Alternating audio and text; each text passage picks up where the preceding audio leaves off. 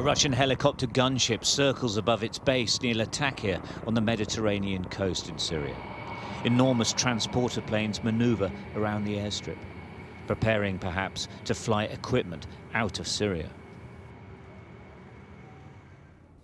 The Syrian checkpoint in front of the base is now deserted. Past the Russian flag, a picture of President Putin still hangs, alone. The image of Bashar al Assad is conspicuously absent. Beyond the gates, Russian soldiers stand guard. They're awaiting the arrival of another convoy. It trundles along the narrow roads towards the base. This has been going on for a few days now. The soldiers are pulling back their armoured vehicles, troop carriers and supply trucks from bases across Syria. Some are marked with a Z, synonymous, of course, with the war in Ukraine.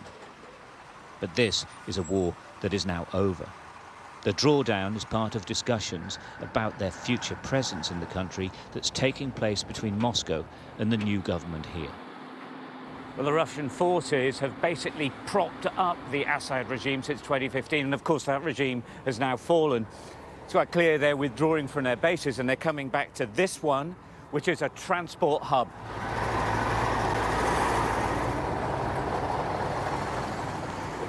The entrance to the airport that shares the base is now guarded by HTS fighters as they wait for higher-ups to issue orders. The location of this airport is very important, and we've received orders to be here. Have you been speaking to the Russians at all, or have you heard from them, or are you staying outside and they're inside? As soldiers, we don't have any contact with them, but there might be coordination between them and the country's military council.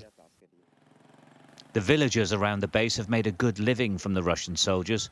The shop names and chemists are written in Russian. Now, rebel fighters are in town.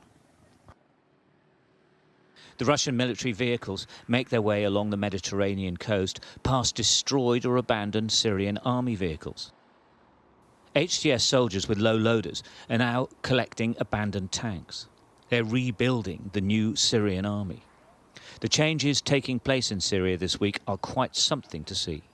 Well, the sheer number of tanks that we've been driving past and military vehicles is remarkable. The soldiers are telling us that they're going to refurbish them, but they're not damaged. They've just got out of oil or batteries have run flat.